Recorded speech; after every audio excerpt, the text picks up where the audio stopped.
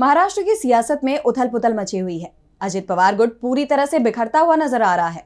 Party नेताओं के पाला बदलने का सिलसिला चल रहा है। जहां अजित गुट के एक और दिग्गज नेता के पार्टी छोड़ने की खबरें आ रही हैं, तो वहीं इस बीच शरद पवार गुट की तरफ से अजित पवार को लेकर बड़ा बयान भी आया है, जिसे लेकर चर्चाएं तेज हैं।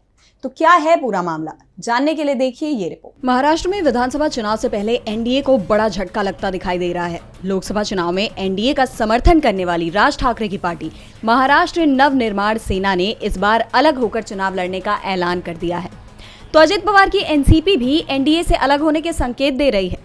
अजित पवार के एक बार फिर से अपने चाचा शरद पवार के साथ जाने की खबरें आ रही हैं। अजित गुट के नेता बाबाजानी दुर्रानी की एनसीपी शरद गुट के अध्यक्ष जयंत पाटिल के साथ मुलाकात की खबरें आ रही हैं। दोनों नेताओं के बीच बंद कमरे में बातचीत हुई है।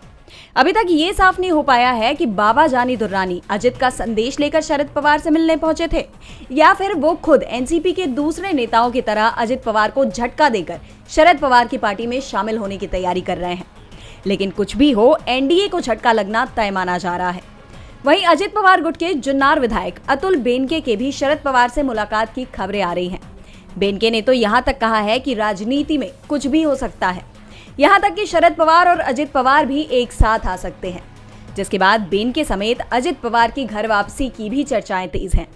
अजित पवार की घर वापसी को लेकर जब जयंत पाटिल से सवाल किया गया तो उन्होंने अपने पत्ते नहीं खोले। जयंत पाटिल ने भी शरद पवार के बयान को दोहराते हुए कहा कि हमने अभी इस पर फैसला नहीं किया है। साफ है, महाराष्ट्र में विधानसभा चुनाव से पहले एनडीए के साथ बड़ा खेला होने की तैयारी है। डीबी लाइव की रिपोर्ट।